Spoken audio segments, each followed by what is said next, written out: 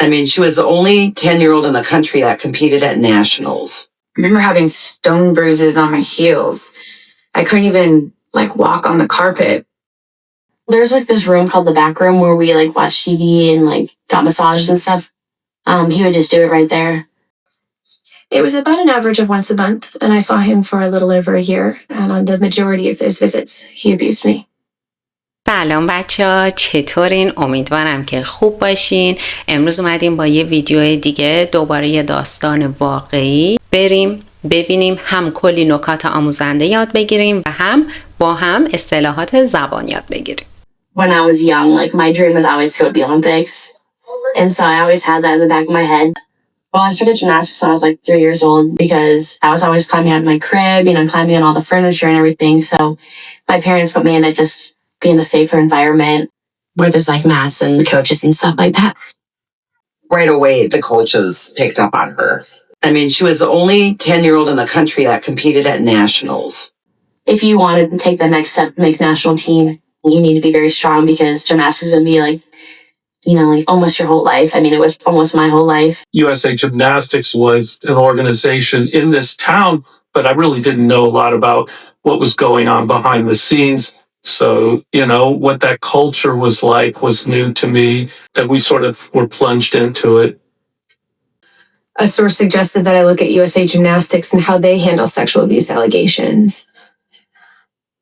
And that source pointed me toward a lawsuit involving a predatory coach who had moved from gym to gym to gym despite warning signs about his conduct.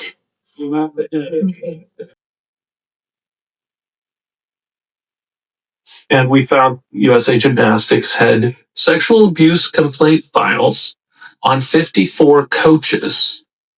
And if there was no signed statement by the victim or the victim's parent, they just tucked it in a folder and stuffed it in Steve Penny's filing cabinet.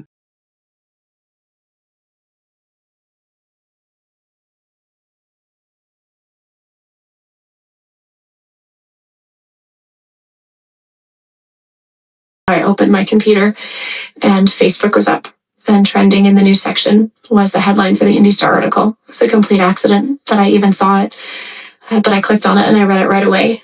And the first thought was, I was right. They've been burying sexual abuse. I was right. Now's the time. If it's ever going to come out, it's going to come out now.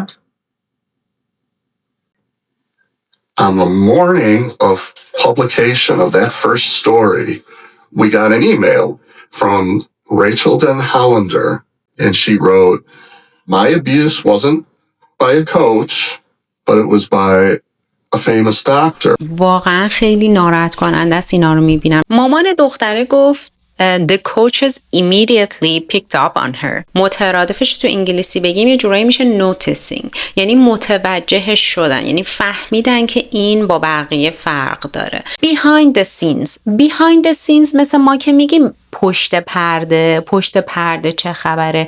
مثلا مثل تو عشق ابدی میتونیم چی بگیم we don't know what's going on behind the scenes، یعنی ما نمیدونیم که پشت پرده چه خبره. اون آقای چی گفت ما نمیدونستیم پشت پرده چه خبره. So I plunged into something. این میتونه کارتون باشه، مشکلتون باشه، یعنی یه چیزی که شما یهو بیفتین توش. اینکه شما بگی که آقا من اصلا خبر نداشتم چی شد، یهو من افتادم تو دل کار، یهو عمیق شدم توش. I plunged into it. تیتر روزنامه بود Blind Eye to Sexual Abuse. اینو اگه حالت کاملش رو بخوایم بگیم چیه؟ Turn a blind eye to something. و این قشنگترین معادلش رو تو فارسی من بخوام بگم مثل این میمونه که بگی خودشو زده به کوچه علی چپ، یا خودشو زده به نفهمی، یا اینکه مثلا تو به روی خودت نمیاری. Larry Nassar had been the team doctor for USA Gymnastics women's program for 29 years. Then he started the Foundation for Autistic Children, Better Than Real Person. I happened to get Rachel's tip. And she said it would be fine to do an interview on camera, on the record, with her name, in her home. Abuse victims aren't treated well. They are mocked. They are questioned. They are blamed. They are shamed. And that does incredible damage to the healing process. I wish I could have dealt with it 16 years ago. I don't think I could have, but I can now. But I was 5'4" when I started. Way too tall, long torso, wrong body type. So I only competed at the club level and the low club level at that. So I only competed in Michigan. I did it because I loved it. I was not any good. I remember having stone bruises on my heels. I couldn't even walk on the carpet. I mean, back then I didn't even think of it as abuse.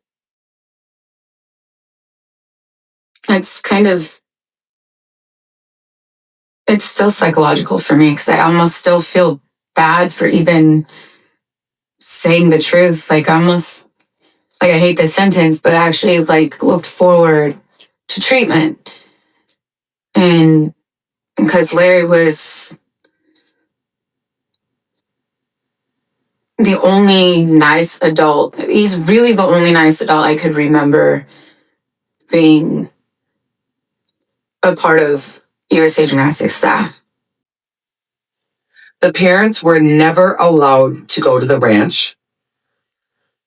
I could hardly ever talk to her when she was there because they didn't have cell phone reception. It was a strict way to make them stronger and better for their sport. You would think they'd be able to keep, people safe, especially when we're not allowed to set foot on the property. But I knew nothing about Nasser, and I never even thought to ask those questions because I didn't even know he was there. There's this room called the back room where we watch TV and got massages and stuff. He would just do it right there. Because I grew up always going to physical therapy and stuff because I had many injuries growing up. And I'd never experienced anything like that. So I thought I'd ask Allie just because, we were really close friends, and also she was older too and has been to national team camps and has worked with him before. So I kind of just asked her, I was like, does he do this to you? Is this normal? And she said, yeah, he does it to me too. Maggie's coach, Sarah Jancy, called me up and she said, I want to let you know that I overheard from Maggie and another athlete that Larry Nasser was touching her funny. And Maggie told her he was, touching her private parts. He was putting his hands in her vagina and he was fingering her. And I'm like, what? And I said, well, we need to call the authorities. And she said, yeah, I'm going to call Rhonda Fang, who is in charge of the women's program, right away. So she did. And then the next day, Steve Penny called me. I've never spoken to him personally. My daughter was molested. We need to call the authorities. And he said, no, don't worry about that. I will take care of that. USA Gymnastics will take care of calling the police. Steve Penny would always tell me that, don't worry about Maggie. We'll take care of Maggie. Don't worry about Maggie. We got Maggie. I started the sport in the mid-'70s, and I would say the standard methodology of coaching in elite gymnastics was cruelty. That was the accepted methodology. We love winners in this country. This is a competitive country. We consider ourselves the best in the world at everything, right? But this notion that we would sacrifice our young to win, I think disgusts us a little. We would never have said that that was the case. So then when real, obvious abuse, sexual abuse happens, you already don't believe your own take on things because you think you're hungry. You think your ankle hurts. You think that you're working really hard. So when a man puts his ungloved hand into your vagina without asking you, I can only imagine that what you feel is, he's this great doctor and I'm lucky to be here, so I'm not going to say anything. It was about an average of once a month, and I saw him for a little over a year, and on the majority of those visits, he abused me. Some years later, I went to the head coach at the gymnastics facility where I worked, and I said, Larry sexually abused me under the guise of a medical exam. I told her that no one should be seeing him. When I was told, no one else is saying what you're saying, and cautioned even about speaking out because of the ramifications, that really solidified to me there's nothing I can do.